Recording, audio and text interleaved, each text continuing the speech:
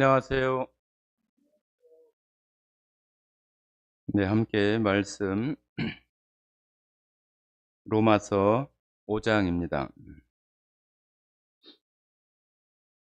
5장 1절, 2절. 5장 1절, 2절과 요한복음 5장 24절 이렇게 같이 읽도록 하겠습니다. 먼저 로마서 5장 1절, 2절 읽도록 하겠습니다. 그러므로 우리가 믿음으로 의롭다 하심을 받았으니 우리 주 예수 그리스도로 말미암아 하나님과 화평을 누리자. 또한 그로 말미암아 우리가 믿음으로 서 있는 이 은혜에 들어감을 얻었으며 하나님의 영광을 바라보고 즐거워하느니라. 예, 요한복음 5장 24절도 같이 읽겠습니다. 요한복음 5장 24절 같이 읽겠습니다. 내가 진실로 진실로 너희에게 이르노니 내 말을 듣고 또 나 보내신 이를 믿는 자는 영생을 얻었고 심판에 이르지 아니하나니 사망에서 생명으로 옮겼느니라. 네, 오늘 성도님들과 함께 나누고 싶은 말씀은 우리의 이 믿음에 대한 그 내용들을 통해서 우리의 이 믿음의 이 근원이 어디인지를 우리가 살펴볼 수 있는 그런 시간이 되었으면 좋겠습니다. 우리들은 내가 예수님을 믿는 것, 내가 믿는 것만 이렇게 생각을 하지, 그 믿음의 근원이 그것이 나에게서 되어진 것인지 또 어디로부터 온 것인지 그런 것에 대해서는 잘 생각을 하지 않는 경우가 있습니다. 그래서 그 믿음의 근원, 출처가 어디인지를 오늘 좀 아브라함을 통해서 살펴보고자 합니다. 우리가 흔히 아브라함을 얘기할 때 믿음의 조상이다 이렇게 표현을 합니다. 육체적이거나 또 혈통적으로는 유대인들 또 이스라엘 민족들의 조상이 되는 것은 맞죠. 아브라함을 하나님께서 택하셔서 아브라함의 그 계보와 후손들을 통해서 이스라엘 민족과 유대 민족들을 이루는 것은 그들이 혈통적인 그런 민족을 이루는 것과 똑같은 거죠. 우리나라도 우리도 한 민족이잖아요. 그런 것처럼 우리도 하나의 그런 민족이 이렇게 되어지는 것처럼 그런 혈통적인 그런 모습 속에서 어, 이스라엘 민족들 가운데는 아브라함이 혈통적으로는 그들의 조상이 됩니다. 그러나 우리가 기독교 또 교회에서 특별히 이렇게 얘기할 때 믿음의 조상 이렇게 이야기하는 그것은 그런 혈통적인 것과는 조금 다른 의미라고 우리가 말할 수 있겠죠. 그러나 성경에 살펴볼 때 혈통적인 그 유대인의 그 조상에 대한 이야기는 여러 군데 표현하고 있지만은 우리 신앙, 믿음 가운데 아브라함이 믿음의 조상이다 하는 그러한 그 표현은 직접적으로 이렇게 나와 있지는 않아요. 그런데 우리가 기독교인들 또 구원받은 또 하나님을 섬기는 많은 사람들이 다 아브라함을 믿음의 조상으로 우리가 많이 표현을 합니다. 그런데 그 믿음의 조상이라고 하는 그 표현 속에 우리가 그 기독교 신앙 안에서 믿음의 조상이라고 하는 것과 또 혈통적인 유대인들의 그런 조상이라고 하는 부분은 좀 구별이 되어져야 됩니다.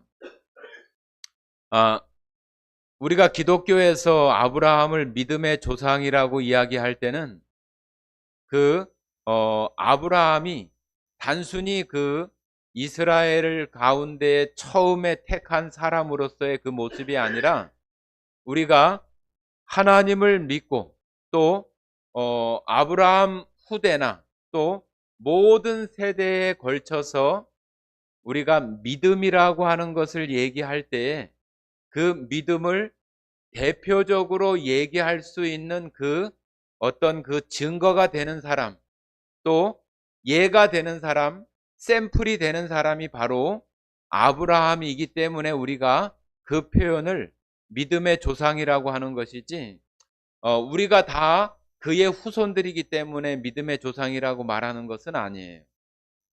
우리가 믿음을 가지면은 우리가 영적으로 아브라함의 자손이나 이스라엘 백성이 된다고 그런 표현들을 로마서에서도 하고 있기는 합니다. 그러나 우리가 믿음 가운데 아브라함을 믿음의 조상이라고 하는 것은 바로 우리가 지금 이 시대에 살아가는 우리가 지금 이 시대에 살아가잖아요. 아브라함은 지금부터 4,000년 가까운 그 이전에 있었던 사람인데 그 이후에 많은 사람들이 살아가고 또 지금 우리가 지금 예수님을 믿고 하나님을 믿고 또 하나님께서 말씀해 주신 그 말씀들을 우리가 믿고 살아가는 사람들이잖아요. 그런데 우리가 믿는다, 믿음, 그런 이야기는 많이 하지만은 우리가 실제로 하나님께서 우리에게 약속해 주시고 예수님께서 우리에게 알려주시는 그런 약속들에 대해서 우리가 예수님을 처음 대하거나 교회를 처음 접하는 사람들은 굉장히 어려울 수 있고, 또 우리가 예수님을 믿는다고 하면서도 하나님께서 또 예수님께서 우리에게 성경으로 말씀해 주신 그 약속들을 좀 막연하게 믿는 그런 경향들이 참 많이 있어요.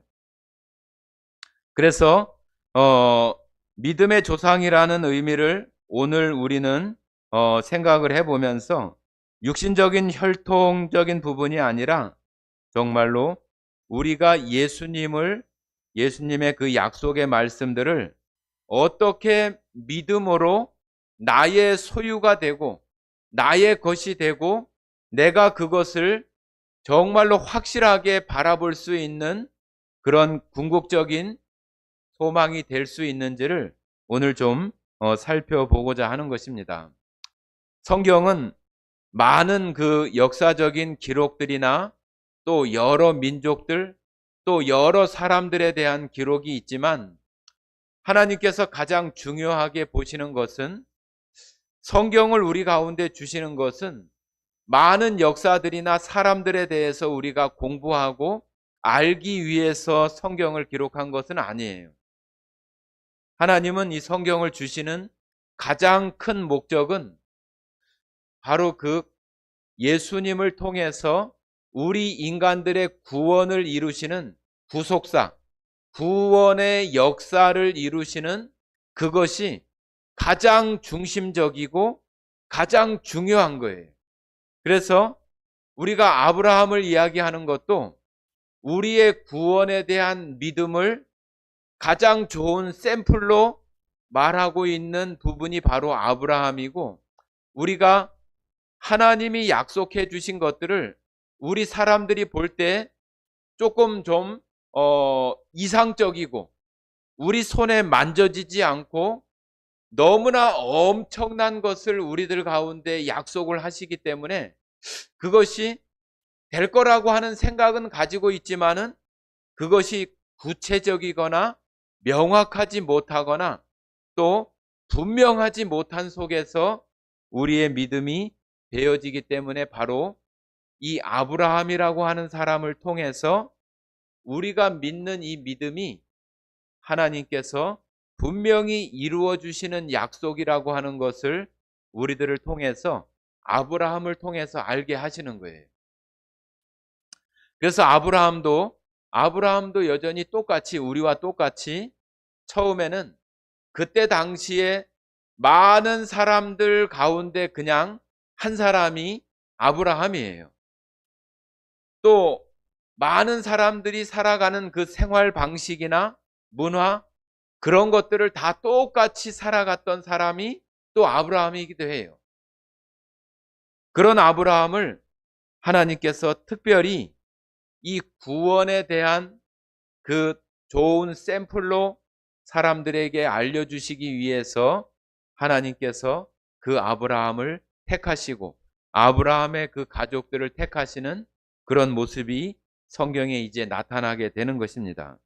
창세기 12장 한번 보십니다.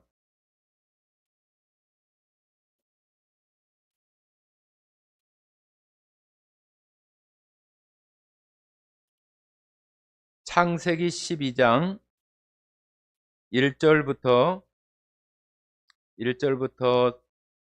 3절까지 같이 읽도록 하겠습니다. 1절부터 3절까지 같이 읽겠습니다. 여호와께서 아브라함에게 이르시되 너는 너의 고향과 친척과 아버지의 집을 떠나 내가 네게 보여줄 땅으로 가라. 내가 너로 큰 민족을 이루고 내게 복을 주어 내 이름을 창대하게 하리니 너는 복이 될지라. 너를 축복하는 자에게는 내가 복을 내리고 너를 저주하는 자에게는 내가 저주하리니 땅의 모든 족속이 너로 말미암아 복을 얻을 것이라 하신지라. 자, 여기 이 아브라함이 하나님을 잘 믿을 만한 어떤 그런 사람이기 때문에 하나님께서 이 아브라함에게 찾아오시는 것이 아니라 이 아브라함도 말씀드린 것처럼 똑같이 그때 당시에 수메르 문화가 꽃피고 그 수메르 문화가 활발하게 일어나는 우리가 얘기하는 그 메소포타미아 문명 지역, 또 유프라테스 강과 티그리스 강이 만나는 페르시아만 그 지역, 아주 그 비옥한 초생딸 지역이라고 이렇게 말하는 그 지역이 최초의 우리가 문명이라고 하는 메소포타미아 문명이나 수메르 문명이나 그것이 가장 제일 처음에 나타난 곳이 바로 이 아브라함이 살던 곳이에요. 그러니까 그곳은 아주 여러 모양으로 우상도 섬기고 다른 신들도 많이 섬겼던 그런 지역이에요. 성경이 분명히 그렇게 이야기하고 있는 거예요. 자, 우리 여호수아 한번 보십니다. 여호수아 24장.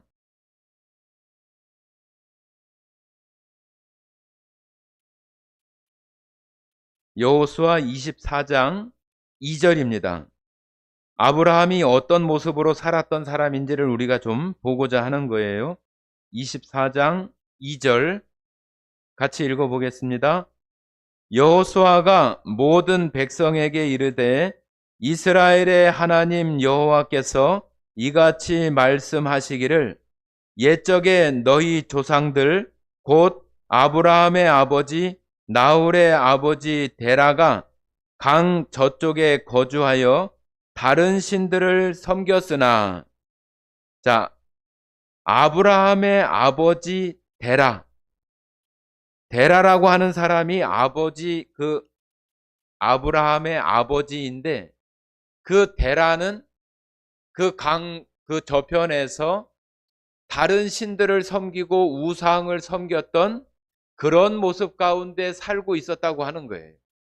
그러니까 아브라함이나 그 가족들이나 다 대다수 사람들이 그런 모습 가운데 살고 있었던 거예요. 그런데 하나님께 아브라함에게 특별히 구속의 일을 시작하시기 위해 택하시기 때문에 하나님의 큰 역사가 있었던 것은 틀림이 없다고 생각을 합니다. 왜 그러냐 하면은 아브라함만 있는 것이 아니라 아브라함의 아버지 데라도 여전히 살아있고 그런 가운데에서 하나님께서 말씀이 아브라함에게 임하는 거잖아요. 데라에게 말하는 것이 아니라 아버지 데라에게 말하는 것이 아니라 아브라함에게 말하는 거예요. 그러니까 신앙이라고 하는 것, 이 믿음이라고 하는 것은 하나님께서 아브라함을 찾아가시는 것처럼 여러분과 저에게도 똑같아요. 하나님께서 직접 사자들을 통해서나 또 아니면 천사들을 통해서 아브라함에게 이렇게 가거나 하나님께서 직접 음성을 통해서 아브라함에게 찾아가시는 것처럼 지금 이 시대에 살아가는 여러분과 저에게는 이 구약 때의 모습과는 좀 다르게 세상에 있는 하나님을 믿는 사람들, 하나님을 믿는 사람들을 통해서 저희들에게 찾아오는 거예요. 야, 누구야? 친구야, 교회 한번 가볼래? 하나님 한번 믿어볼래? 예수를 믿어야 구원받을 수 있어? 예수를 믿어야 영생을 얻을 수 있어? 그런 이야기들을 우리가 듣게 되는 것이 하나님께서 그런 사람들을 통해서 우리 가운데 찾아오시는 모습이에요. 그것이 우리의 믿음의 시작도 다 하나님께서 보내신 자들을 통해서 하나님께서 간접적으로 우리들에게 말씀으로 찾아오시는 것부터 시작되는 것이 바로 우리의 믿음의 시작이에요. 여러분도 다 그랬잖아요. 우리 스스로가 교회를 나왔다고 할지라도, 말씀을 듣는다고 할지라도 처음 접하게 되는 하나님의 말씀이 우리 가운데 들려지는 그때가 믿음을 시작하게 되는 그 시작점이라고 하는 거예요. 자, 여기 아브라함이 이런 이야기를 들었을 때 우리가 읽었던 말씀들, 내가 너로 모든 사람이 복을 받고 내 씨로 말미암아 큰 민족을 이루게 하고 내 후손으로 모든 백성들이 복을 받게 될 거라고 하는 이 말씀을 듣고 아브라함에게 얘기한 게 뭐예요? 너는 친척 본토 아비 집을 떠나라고 얘기를 합니다. 친척 본토, 자기가 태어난 그 땅이 어떤 곳이었어요? 우상을 섬기고 또 그때 당시에 만연된 그런 문화들이 그냥 팽배해 있는 그런 곳을 떠나라고 하는 거예요. 우리의 이 신앙도 똑같아요. 우리가 하나님의 말씀을 듣고 나서는 하나님 세상의 그런 그 가치, 성경적인 우리들에게 보여주시는 성경관, 또 하나님의 말씀을 따라서 우리들도 똑같이 우리가 살아가는 이 세상 속에서 우리가 저 어디 산속이나 아니면은 어디 멀리 어디로 직접 떠나가지는 않지만은 세상 가운데 되어진 어떤 죄악 속에 물들어 있는 그런 문화나 우상을 섬기고 다른 신들 가운데 있는 그런 곳에서 우리가 영적인 모습 가운데에서 떠나는 거예요. 떠나는 거. 그것으로부터 우리가 시작되어지는 것이 신앙과 믿음의 출발점이라고 할 수 있어요. 그런데 대다수 사람들은 그 떠나는 것이라고 하는 그 의미를 잘 이해하지 못하고 우리 사람들이 그냥 익숙하고 또 내가 살아가던 어떤 습성이나 습관 또 방식들, 생활 방식들 그런 속에서 벗어나거나 떠나는 것을 굉장히 싫어하고 어려워해요. 이 시대에 살아가는 많은 신앙인들도 어떤 모습이냐 하면은 하나님을 믿는 것은 믿는데 그냥 떠나는 것은 싫어하고 그냥 내가 지금 가지고 있고 살고 있고 누리고 있고 그런 곳에서 그런 가운데에서 나에게 무엇인가를 좀 더해줬으면 좋겠다고 하는 그런 마음들이 하나님을 믿는 사람들의 어떤 처음에 잘못 어떻게 되어지는 그런 모습들이 그런 모습 가운데 나타나요. 그러면서 하나님은 친척 본토 아비집을 떠나라고 하는데 대다수의 신앙인들은 떠나려고 하지 않고 자기가 가지고 있는 그런 어떤 것들에 대해서 거기에다가 무엇인가를 좀 더해 주기를 원해요.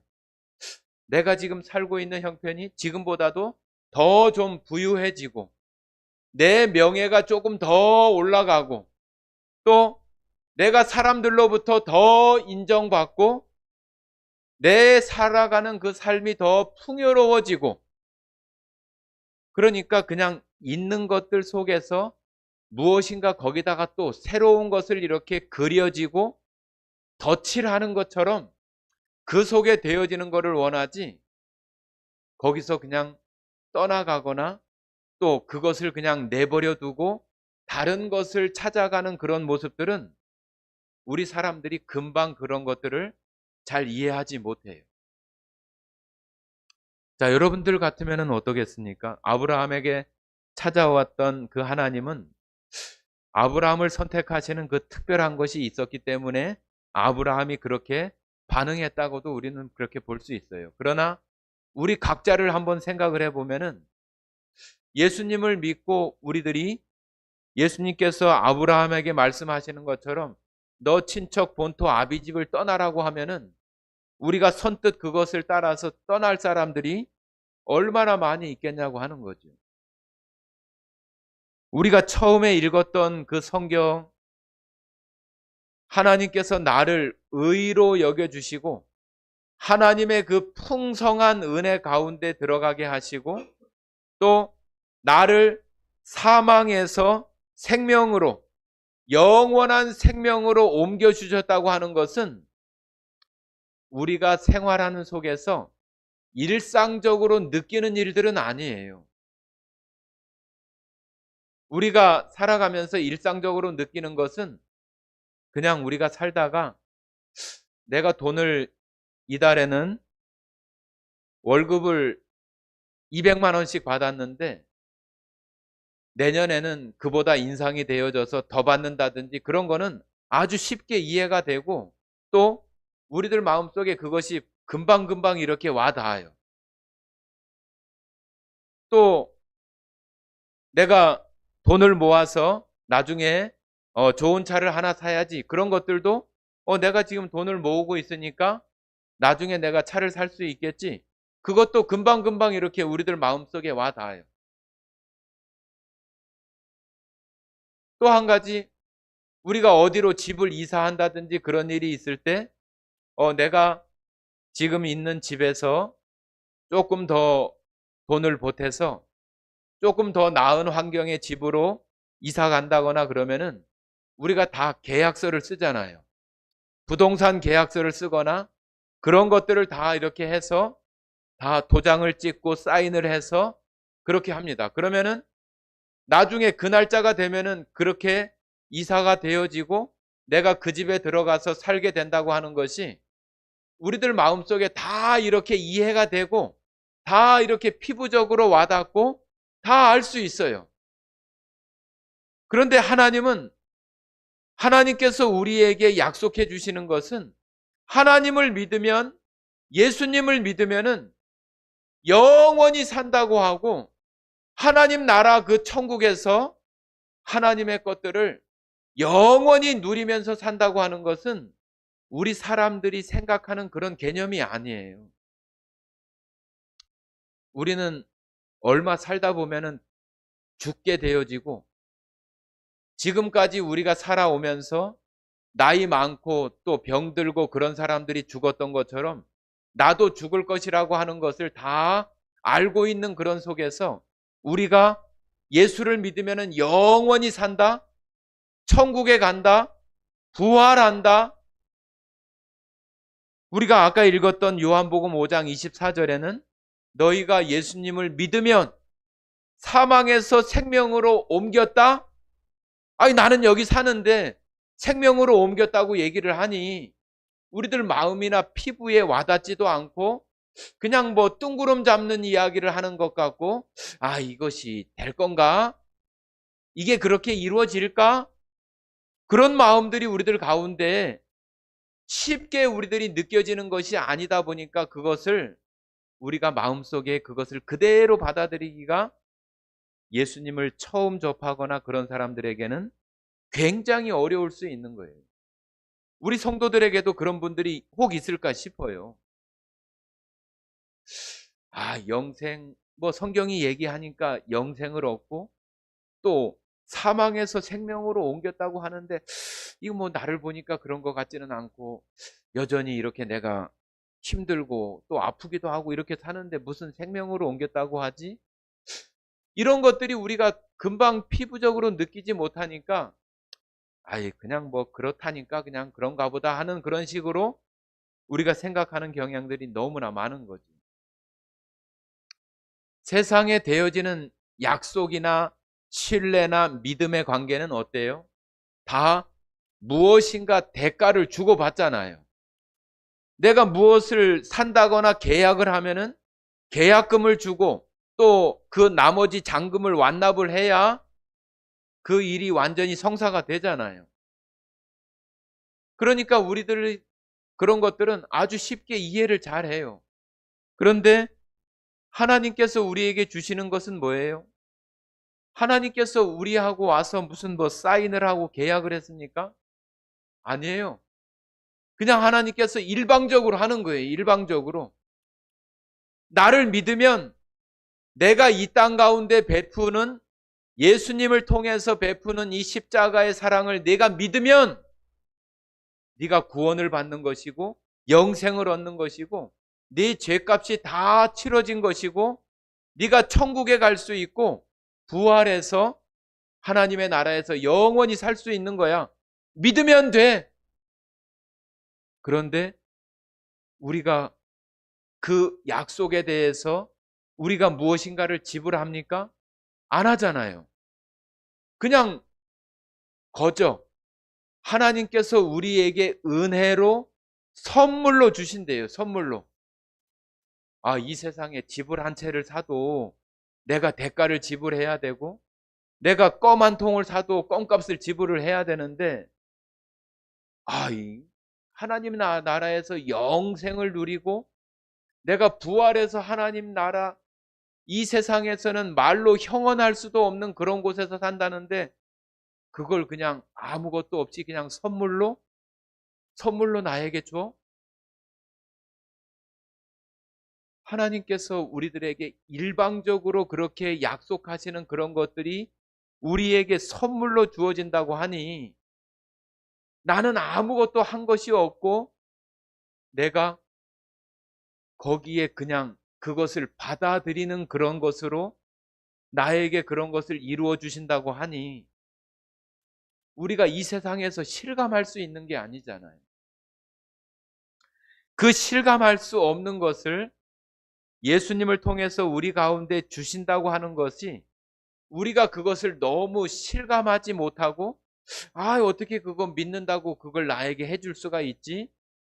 그런다고 어떻게 영생을 얻지?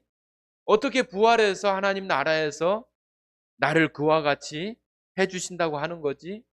그런 것을 구체적으로 우리에게 잘 알 수 있도록 샘플로 주는 사람이 바로 아브라함이라고 하는 거예요. 아브라함. 여러분과 제가 예수님을 만나고 하나님을 만날 때도 똑같이 우리들에게 누군가를 통해서 다 찾아왔어요. 너 교회 한번 가볼래? 예수님 한번 믿어볼래? 그런 소리를 우리가 어느 순간 내 마음속에 그것을 듣고 우리가 하나님 말씀이 있는 자리에 나와서 그 말씀들을 들으면서 우리의 믿음, 우리의 신앙생활이 시작이 되어진 거잖아요. 자, 그런데 여러분들과 지금 제가 살아가는 속에서 우리도 아브라함처럼 그 본토 또 친척, 아비집 그 익숙한 그런 생활 속에서 우리가 떠난다고 하는 의미가 아브라함이 가나안 땅을 향해서 떠나가는 것처럼 우리도 그냥 이렇게 딱 눈으로 보는 것처럼 말씀드린 것처럼 우리가 뭐 다른 나라로 가버린다든지 그러면은 참 좋을 것 같아요. 그런데 그런 것이 아니라 우리가 믿음 안에서 친척, 본토, 아비집을 떠난다고 하는 의미가 어떤 것인지를 잘 알아야 돼요.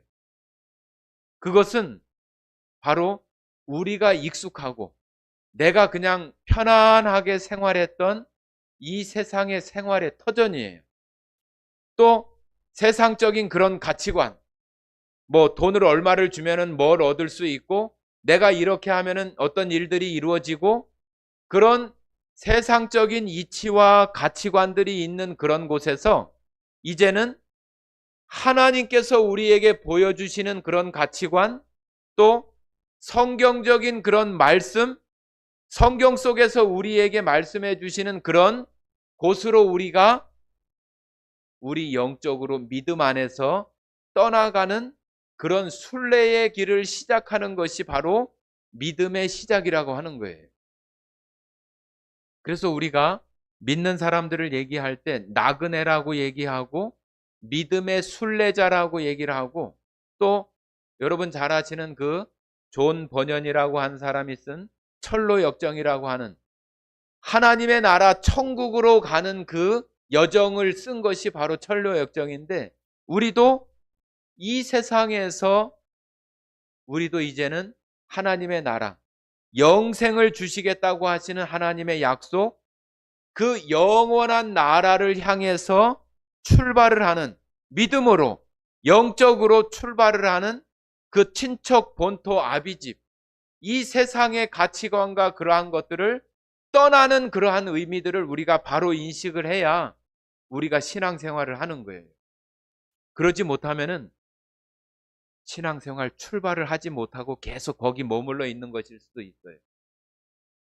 아브라함이 친척 본토 아비집을 떠나라고 했는데 떠나지 못하고 그냥 그 갈대아 우르라고 하는 그 스메르 문화가 있는 그 땅에서 계속 있으면은 그 가나안 땅에 갈 수 있을까요?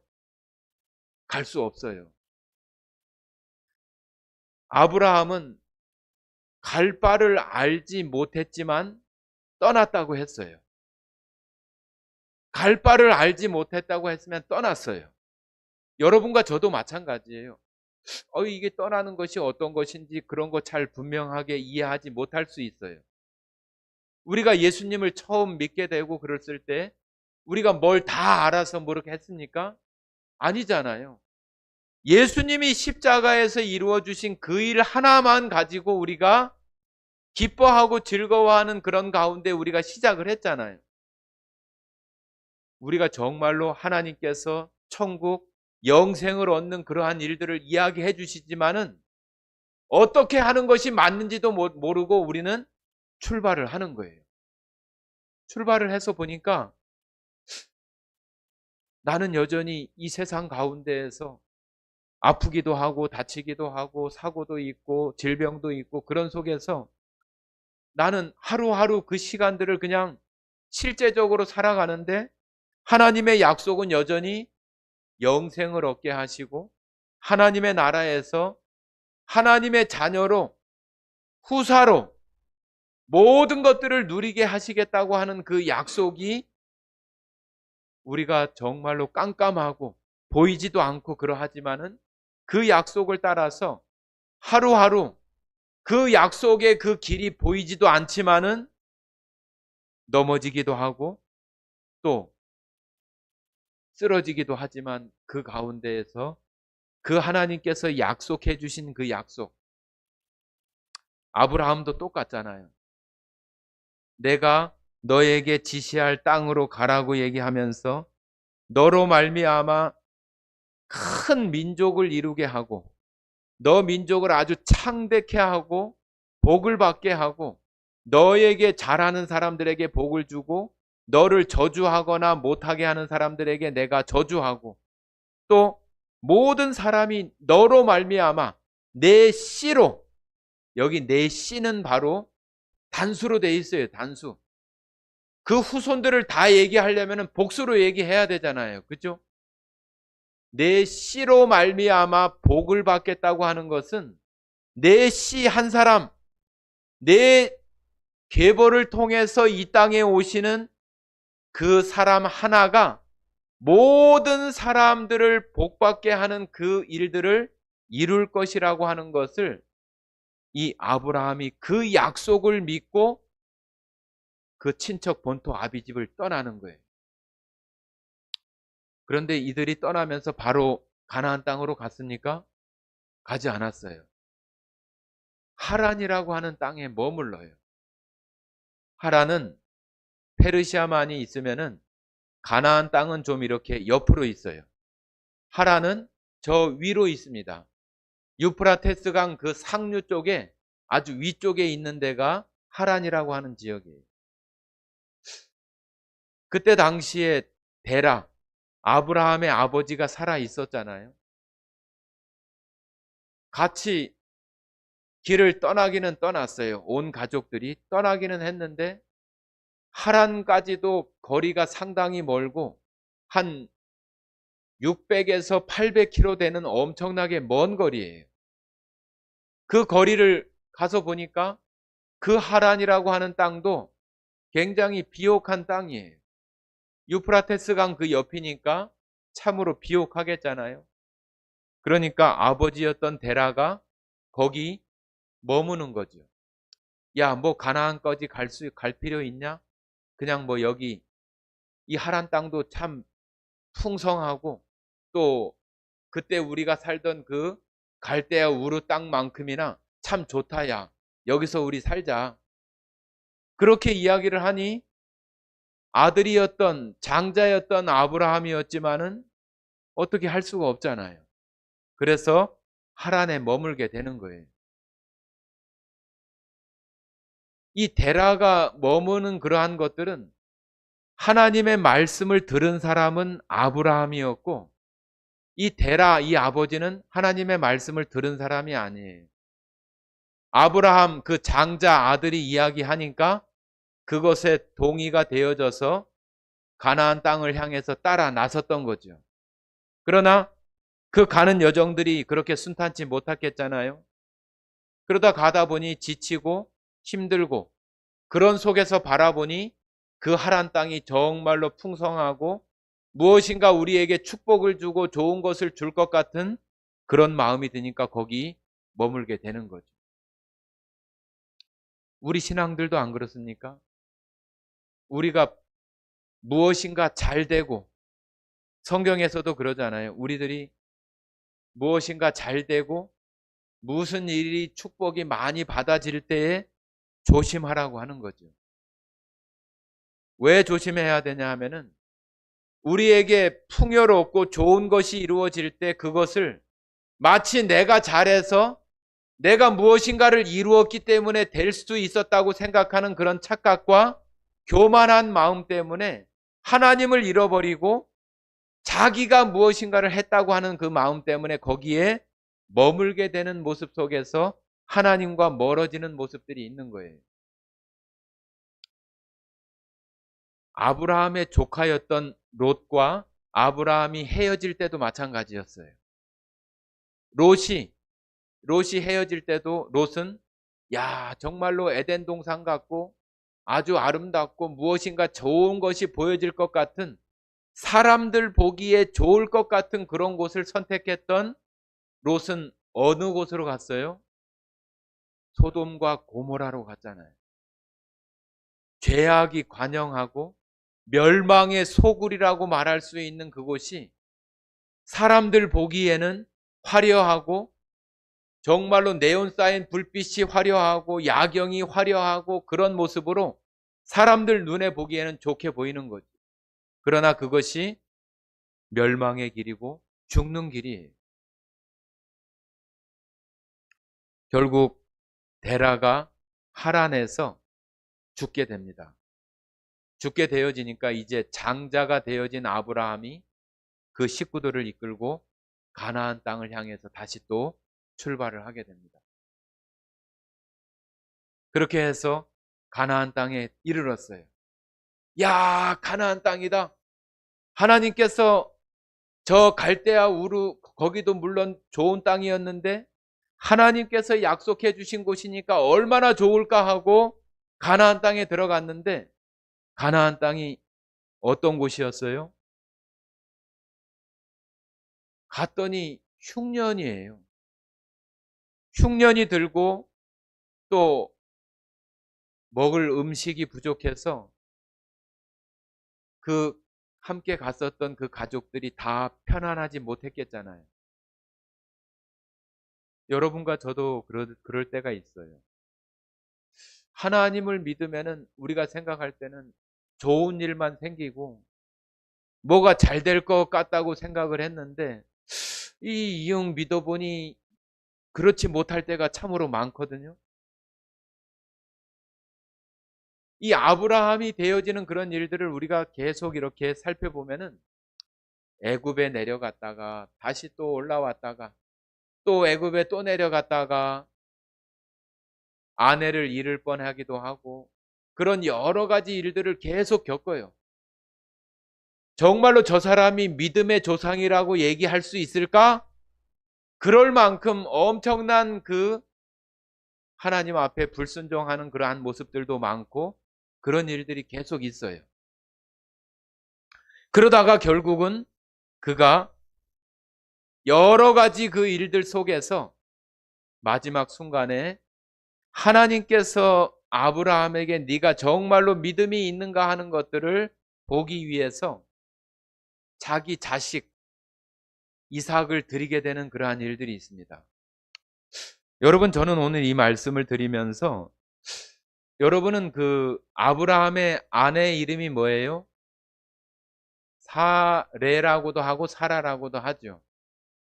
그 사라는 나이가 90세가 되어서 이삭을 얻게 되는데 이 사레라고 하는 이 여자는 나이가 많아서 경수가 끊어져서 아기를 낳을 수가 없는 상태이었는데 하나님께서 이삭을 낳게 하시잖아요. 그죠? 그러면 제가 한번 질문을 드려볼게요. 이 사례는 나이가 많아서 아기를 못 낳게 된 건가요? 아니면은 원래 처음부터 아기를 낳을 수 없는 여자였는가요?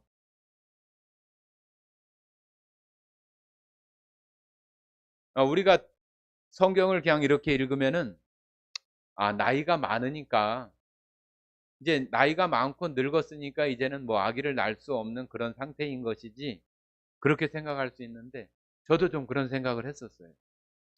그런데 이 사례가 아브라함과 결혼할 때에도 아기를 낳을 수 없는 불임의 상태에서 아이를 낳을 수 없는 그런 상태의 여자였던 거예요. 저는 이 얘기를 듣고 조금 이렇게 머릿속에 뭐가 이렇게 번쩍하는 것 같은 그런 느낌이 있었어요. 저는 좀 그런 것 같아요. 성경을 읽다가 좀 그런 새로운 것이 이렇게 느껴지면은 막 이렇게 불이 번쩍 이렇게 켜지는 것처럼 우리가 그 비행기가 그 활주로 밤에 이렇게 올 때 그 공중에서 보면은 그 불이 바닥에 이렇게 쭉쭉쭉쭉 그 안내하는 불빛이 쭉 있거든요. 그 비행기가 내릴 때 그냥 비행기에서 비치는 그 불빛만 가지고 할 수 없잖아요. 그래서 여기가 활주로입니다 하고 이렇게 불로다가 이렇게 딱 표시를 해줘. 차선 표시하는 것처럼. 그럼 거기를 쫙 들어가거든요. 그러면은 제가 말씀드리는 거는 제가 성경을 이렇게 이해하고 생각하는 그런 것들이 이렇게 그런 것이 있다가 새로운 무언가가 딱 되면은 번쩍하고 그런 그 불빛이 쫙 켜지는 것처럼 그런 느낌을 받아요. 여러분들 마음에도 정말로 내가 이렇게 알고 있는 그런 속에서 새로운 것을 이렇게 알게 되었을 때 그 마음속에 그렇게 번쩍하고 되어지는 것이 하나님께서 새롭게 깨닫게 해주시고 더 깊은 곳으로 이렇게 인도하시는 하나님의 능력을 경험하는 그런 순간이라고 보면 틀림없어요. 저도 이 사례를 보면서 11장 그 마지막 부분에 보면은 그 이 사례라고 하는 여인이 결혼할 때부터 아기를 낳을 수 없는 그런 여자였다고 이렇게 말씀을 하고 있어요. 그래서 제가 기존에 나이가 많아서 아기를 낳을 수 없는 거하고 원래부터 아이를 낳을 수 없는 여자가 아이를 낳는 거하고는 다른 거예요. 그러니까 제 마음에서는 그 하나님의 능력이 더 크고 물론 경수가 끊어지고 그런 가운데에서 아기를 낳게 하실 수 있는 능력도 하나님이 계시지만은 원래부터 아이를 낳을 수 없는 그런 여성이 또 거기에 더해서 나이가 더 많고 아기를 낳을 수 있는 그런 절대적인 조건이 될 수도 없는 그런 것을 하나 더 더해서 되어졌는데도 불구하고 이삭을 낳게 되는 그러한 일들은 정말로 하나님의 능력을 다시 생각할 수 있게 하는 그런 경험이었어요. 여러분, 그런데 그런 아들, 아브라함은 100세에 얻은 이 아들을 그 모리아 산에 가서 하나님께서 제물로 드리라고 하는 그런 그 말씀을 하시면서 네가 정말로 나를 경외하는지, 나를 정말로 믿는지, 나를 섬기는지 알고자 해서 그렇게 합니다. 그런데 그 아브라함이 정말로 칼을 들어서 결박된 그 이삭을 향해서 죽이려고 하는 그러한 순간까지 있게 되는 거예요.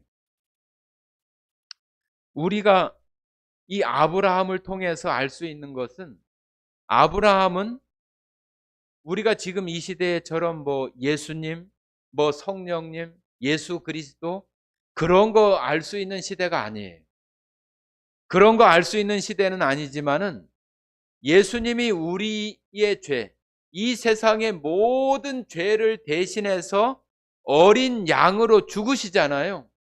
그런 것처럼 아브라함이 자기의 독자 100세에 얻은 그 귀하고 귀한 그 아들을 자기 손으로 끊어낼 만큼의 그런 믿음에 이르는 그런 모습 속에서 하나님께서 수풀에 걸려있는, 뿌리 걸려있는 그 양을 이삭 대신에 제물로 드릴 수 있는 그 예수님의 모습과 그 어린 양을 제물로 드리는 그 원리들을 보게 하심으로 인해서 아브라함이 그 믿음의 의를 통해서 하나님의 그 의를 얻고 또 믿음의 조상이 되고 믿음으로 하나님의 모든 것들을 얻게 되는 것과 같이 예수님을 믿는 우리가 의롭게 되고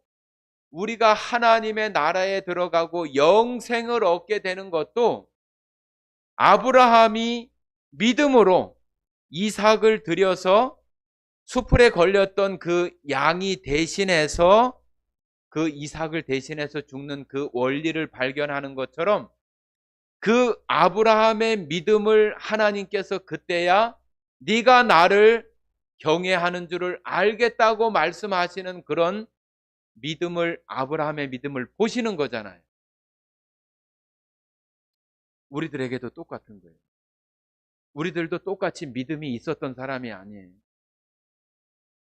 하나님께서 우리에게 영생에 대해서 또 우리가 하나님의 백성과 자녀가 되고 하나님의 모든 것들을 이어받을 상속자가 되게 하시는 그런 것들, 그런 약속들을 우리가 믿을 때, 믿는다고 하는 것은 우리 사람에게서 나타나는 것이 아니에요.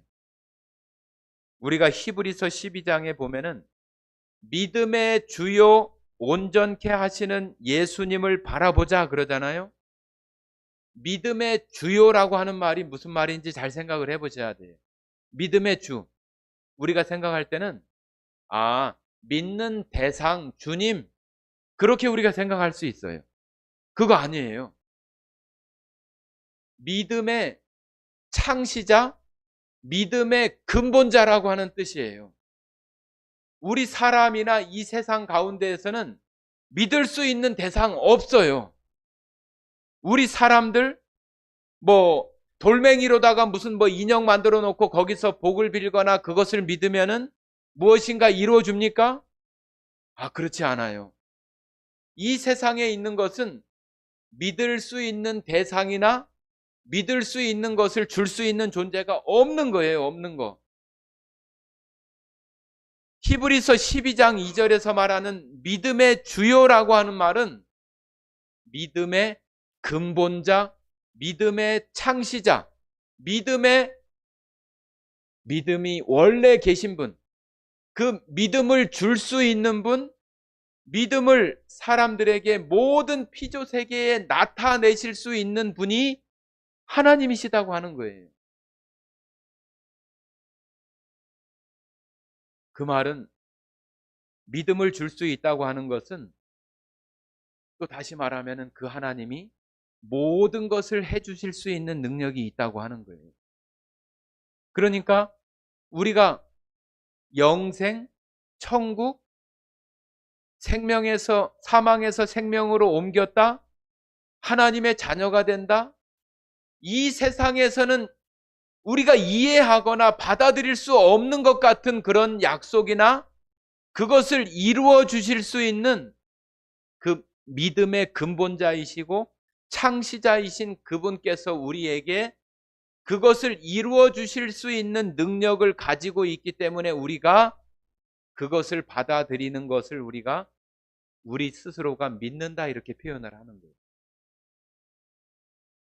믿음의 주요 온전케 하시는 이신 예수를 바라보자. 예수님이 그와 같이 하신다고 하는 거예요. 예수님이 약속하신 거, 예수님이 말씀하신 거 반드시 이루실 수 있는 능력이 있으시고 그것을 능력이 있으신 그분께서 말씀해 주셨으니 그것을 우리가 받아들일 때에 하나님께서는 그 믿는 것을 보시고 너를 의롭다고 여겨주시고 아브라함이 그랬던 것처럼 너에게도 똑같이 그와 같이 해주시겠다고 하시는 약속을 하심으로 인해서 아브라함이 바로 우리가 믿는 것으로 의롭게 되는 것에 샘플인 사람이 바로 아브라함이라고 하는 거예요. 자, 좀 시간이 됐지만은 로마서 4장 한번 보십니다.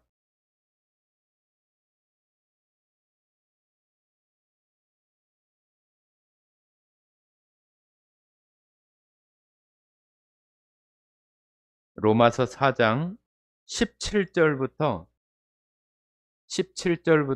25절까지 한번 읽어보겠습니다. 17절부터 25절까지 이 4장은 아브라함을 통해서 우리의 믿음이 어떤 것인지를 설명해 주고 있는 거예요. 17절부터 읽겠습니다.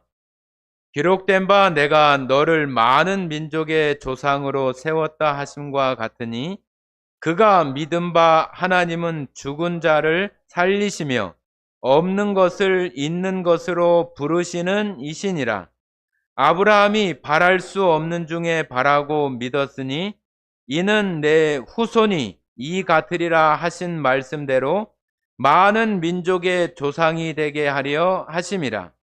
그가 100세나 되어 자기 몸이 죽은 것 같고 사라의 태가 죽은 것 같음을 알고도 믿음이 약하여지지 아니하고 믿음이 없어 하나님의 약속을 의심하지 않고 믿음으로 견고하여져서 하나님께 영광을 돌리며 약속하신 그것을 또한 능히 이루실 줄을 확신하였으니 그러므로 그것이 그에게 의로 여겨졌느니라. 그에게 의로 여겨졌다 기록된 것은 아브라함만 위한 것이 아니요 의로 여기심을 받을 우리도 위함이니 곧 예수 우리 주를 죽은 자 가운데서 살리신 이를 믿는 자니라. 예수는 우리가 범죄한 것 때문에 내 줌이 되고 또한 우리를 의롭다 하시기 위하여 살아나셨느니라. 아브라함만 그렇게 한 것이 아니라 예수님을 믿는 우리에게도 똑같이 아브라함이 했었던 그것을 의로 여겨주신 것처럼 하나님을 믿고 하나님의 약속이 반드시 이루어질 것이라고 하는 것을 믿음으로 의심하지 않고 나갔던 아브라함을 의로 여겨주신 것처럼 예수님을 믿는 우리들, 예수님을 믿고 구원받은 여러분들도 똑같이 아브라함을 그렇게 해주신 것처럼 예수님을 믿는 우리들에게도 그 믿음을, 아브라함이 믿는 그 믿음을 보시고 아브라함을 의롭다 하신 것처럼 우리도 예수님께서 약속해 주신 그 약속들을 믿는 것, 그 믿음을 보시고 우리도 아브라함과 똑같이 의롭게 여겨주시는 그러한 약속들을 하나님이 반드시 이루시는 분이라고 하는 것을 우리에게 이와 같이 설명해 주시고 있다고 하는 거예요. 여러분들 마음속에 이제 아브라함이 자기의 후손이 자기 씨로 말미암아 하늘의 별과 같이 바다의 모래와 같이 큰 민족을 이루고 자기를 통해서 모든 민족이 복을 받을 것이라고 하는 그 믿음이 약해지거나 그러지 않고 100세에 얻은 그 아들을 죽인다 할지라도 하나님께서는 다시 어떤 방법을 통해서든 아까 우리가 읽었던 것처럼 하나님은 죽은 자를 살리시며 없는 것을 있는 것으로 부르시는 이시다. 우리가 믿는 하나님이 그런 분이잖아요. 이 세상을 창조하시는 것도 빛이 있으라.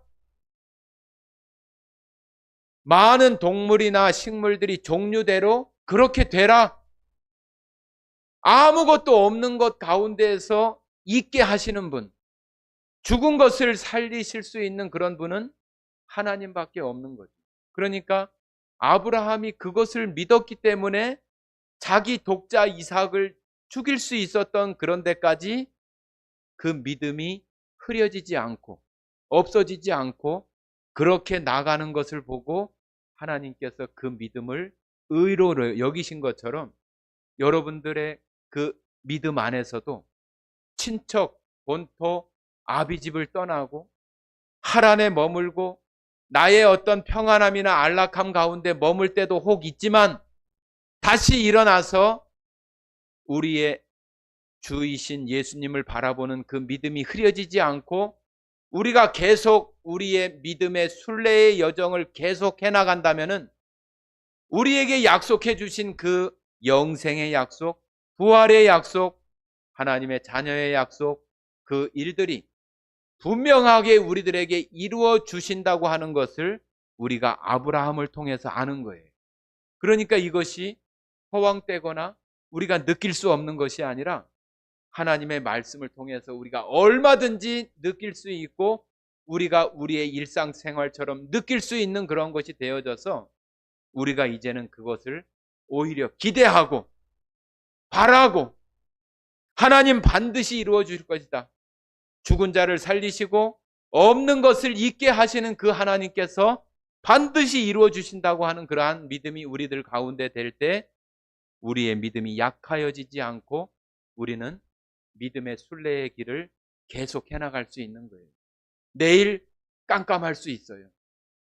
내가 어디로 가야 할지, 내가 지금 가는 이 길이 맞는 건지 약하여질 수도 있어요. 그러나 하나님께서 약속해 주신 것은 흐려지지 않고 분명히 우리에게 이루어 주시는 것임을 우리가 믿고 우리의 각각의 믿음의 여정을 힘있게 달려가시는 우리 성도들이 되기를 바랍니다.